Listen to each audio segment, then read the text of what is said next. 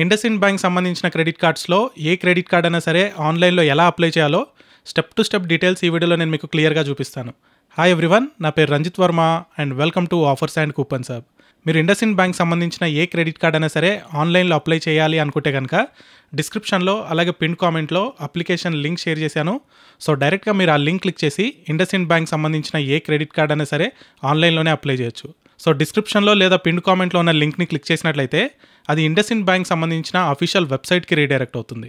అక్కడ మీ PAN number, mobile number, email ఐడితో పాటు మీ area pin code number enter చేసి టర్మ్స్ అండ్ కండిషన్స్ అగ్రీ బటన్ని క్లిక్ చేసి దాని కింద ఉన్న నెక్స్ట్ బటన్ని క్లిక్ చేస్తే కనుక మీరు ప్రజెంట్ ఏ అప్లికేషన్లో ఏదైతే మీ మొబైల్ నెంబర్ ఎంటర్ చేశారో ఆ మొబైల్ నెంబర్కి ఒక ఓటీపీ వస్తుంది. ఆ ఓటీపీని ఎంటర్ చేసి కింద ఉన్న నెక్స్ట్ బటన్ని క్లిక్ చేస్తే నెక్స్ట్ పేజ్లో మీరు ఏదైతే పాన్ నెంబర్ ఇప్పుడు ఎంటర్ చేశారో ఆ పాన్ నెంబర్లో ఉన్న డీటెయిల్స్ ప్రకారం ఎంటైర్ అప్లికేషన్ ఆటోఫిల్ అవుతుంది. అయితే ఇక్కడ మీ name as per PAN card ప్రకారమే ఉండాలి. సో ఆ ఆటోఫిల్ అయినప్పుడు ఏదైతే ఫస్ట్ నేమ్ లాస్ట్ నేమ్ ఉందో ఆ నేమ్ మాత్రమే ఉండాలి.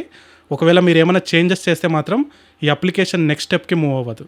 Next me date of birth select చేసుకొని ఎంప్లాయ్మెంట్ టైప్లో మీరు శాలరీడ్ అయితే శాలరీడ్ అని సెలెక్ట్ చేయండి, లేదా మీరు సెల్ఫ్ ఎంప్లాయిడ్ అయితే కనుక సెల్ఫ్ ఎంప్లాయిడ్ బిజినెస్ అనే ఆప్షన్ని క్లిక్ చేయండి. Next me monthly salary by hand ఎంత వస్తుందో ఆ అమౌంట్ రేంజ్ని అక్కడ సెలెక్ట్ చేయండి. సో ఈ డీటెయిల్స్ అన్నీ అప్డేట్ చేసిన తర్వాత కింద టర్మ్స్ అండ్ కండిషన్స్ ఆప్షన్ని అగ్రీ చేసి నెక్స్ట్ బటన్ని క్లిక్ చేస్తే నెక్స్ట్ పేజ్లో మీ ఆధార్ నెంబర్ అడుగుతుంది. అక్కడ ఆధార్ నెంబర్ ఎంటర్ చేసి కింద గెట్ ఓటీపీ ఆప్షన్ని క్లిక్ చేస్తే మీ రిజిస్టర్డ్ మొబైల్ నెంబర్కి ఒక ఓటీపీ వస్తుంది. సో ఆ ఓటీపీ ఎంటర్ చేసి నెక్స్ట్ బటన్ని క్లిక్ చేస్తే ఆధార్లో ఏ అడ్రస్ అయితే మీరు అప్డేట్ చేశారో సో ఆ అడ్రస్ ఆటోమేటిక్గా ఈ ఫ్రంట్ పేజ్ మీద చూపిస్తుంది. సో స్క్రీన్ మీద కనిపించే అడ్రస్సే సెలెక్ట్ చేయాలి అని అనుకుంటే కనుక కింద ఎస్ అని క్లిక్ చేస్తే ఆటోమేటిక్గా ఈ అడ్రస్ మొత్తం తీసుకుంటుంది. ఒకవేళ మీరు అడ్రస్ చేంజ్ చేయాలి, ప్రజెంట్ ఆధార్లో ఉన్న అడ్రస్ కాకుండా అనుకుంటే నోని క్లిక్ చేసి ఆ డీటెయిల్స్ అన్నీ ఎంటర్ చేయాలి. సో మ్యాక్సిమం నా సజెషన్ అయితే మీరు ఏ అడ్రస్ అయితే ఆధార్ కార్డులో అప్డేట్ అయ్యి ఫ్రంట్ పేజ్లో చూపిస్తుందో మ్యాక్సిమం ఆ అడ్రస్ సెలెక్ట్ చేసుకుంటేనే బెటర్. సో ఎస్ని క్లిక్ చేయగానే మీరు ఎంటర్ చేసిన అడ్రస్లో మీరు రెంట్కుంటున్నారా, లేదా అది మీ ఓన్డ్ హౌసా, లేకపోతే మీరు ఎక్కడైనా హాస్టల్లో పేయింగ్ గెస్ట్గా ఉన్నారా, ఇలాంటి డీటెయిల్స్ అన్నీ అడుగుతుంది.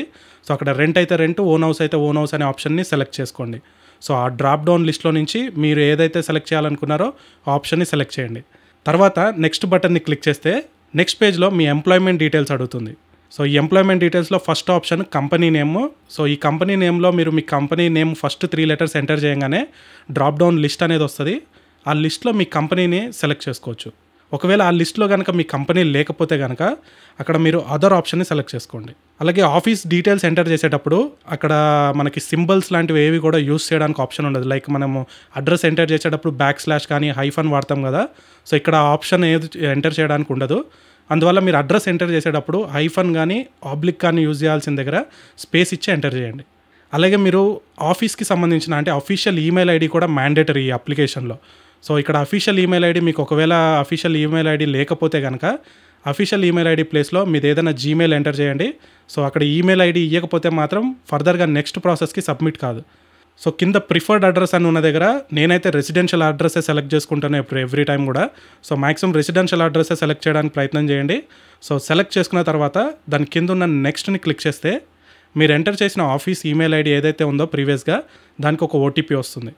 ఆ ఓటీపీ ఎంటర్ చేసి సబ్మిట్ ఓటీపీని క్లిక్ చేస్తే నెక్స్ట్ పేజ్లో మీకు ఎలిజిబిలిటీ ఉన్న అన్ని credit cards with joining fee, మీకు ఎంతైతే క్రెడిట్ లిమిట్ ఎలిజిబిలిటీ వచ్చిందో ఆ క్రెడిట్ లిమిట్, అలాగే క్రెడిట్ కార్డ్ బెనిఫిట్స్ అన్నీ కూడా మీకు స్క్రీన్ మీద చూపిస్తుంది. అందులో మీకు కావాల్సిన క్రెడిట్ కార్డ్ని సెలెక్ట్ చేసుకున్నట్లయితే దాని పక్కనే గెట్ నౌ అనే ఆప్షన్ ఉంటుంది, దాన్ని క్లిక్ చేయండి.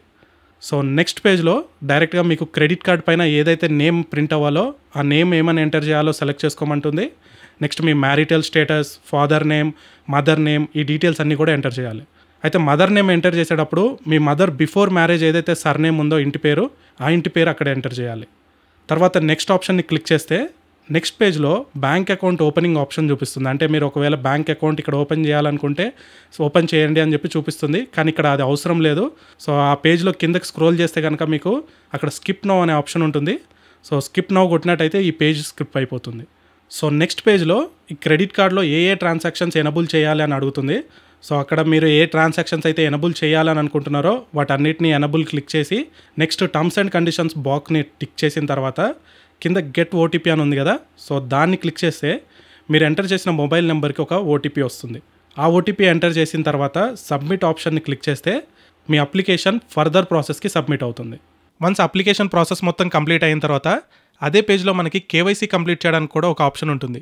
సో ఆ ఆప్షన్ని క్లిక్ చేసినా సరే మీరు వీడియో కేవైసీ ఆన్లైన్లోనే కంప్లీట్ చేయొచ్చు, లేదా వీళ్ళు మన రిజిస్టర్డ్ మొబైల్ నెంబర్కి అలాగే ఈమెయిల్ ఐడికి కూడా వీడియో కేవైసీ చేసుకోవడానికి ఒక లింక్ షేర్ చేస్తారు. సో మనం ఫ్రీగా ఉన్నప్పుడు ఆ లింక్ని క్లిక్ చేసి ఆన్లైన్లోనే వీడియో కేవైసీ కంప్లీట్ చేసుకోవచ్చు. అయితే వీడియో కేవైసీ చేసే ముందు మన దగ్గర కొన్ని ఒరిజినల్ డాక్యుమెంట్స్ అనేవి ఉండాలి. సో ఈ డాక్యుమెంట్స్ వచ్చేసి ఆధార్ కార్డ్ అండ్ పాన్ కార్డ్తో పాటు మన దగ్గర ఒక వైట్ పేపర్ అండ్ పెన్ రెడీగా పెట్టుకోవాలి. వన్స్ వీళ్ళ ఏజెంట్ మనకు కనెక్ట్ అయిన తర్వాత అప్లికేషన్ మనం అప్లై చేసేటప్పుడు ఏమేమైతే డీటెయిల్స్ అందులో ఫిల్ చేసామో ఆ డీటెయిల్స్ అన్నీ మనల్ని అడిగి మళ్ళీ క్రాస్ చెక్ చేసుకుంటారు. మన ఫోటో ఒకటి తీసుకుంటారు అండ్ ఆధార్ కార్డ్ ఒకసారి చూపించాలి and next pan card front and back side screen shot తీసుకుంటారు.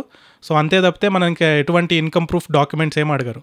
సో వన్స్ ఈ డీటెయిల్స్ అన్నీ సబ్మిట్ చేసిన తర్వాత వీడియో కేవైసీ సక్సెస్ఫుల్గా కంప్లీట్ అయితే మీకు వితిన్ 5 to 7 వర్కింగ్ డేస్ లోపు మీ క్రెడిట్ కార్డ్ అప్రూవ్ అయిందా లేకపోతే రిజెక్ట్ అయిందా అనే ఇన్ఫర్మేషన్ మీకు IndusInd వెబ్సైట్లో అప్డేట్ అవుతుంది.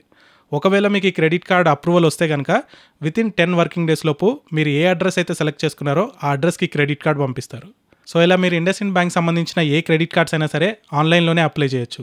అప్లై చేసేటప్పుడు మీకు ఇంకా ఫర్దర్గా ఏమైనా క్వశ్చన్స్ ఉన్నా కానీ లేదా మీకు ఏదైనా డౌట్స్ ఉంటే కామెంట్ సెక్షన్లో మెన్షన్ చేయండి. నేను వీలైనంత త్వరగా మీ కామెంట్కి రెస్పాండ్ అవుతాను. So thank you watching this video and I will meet you in the next one.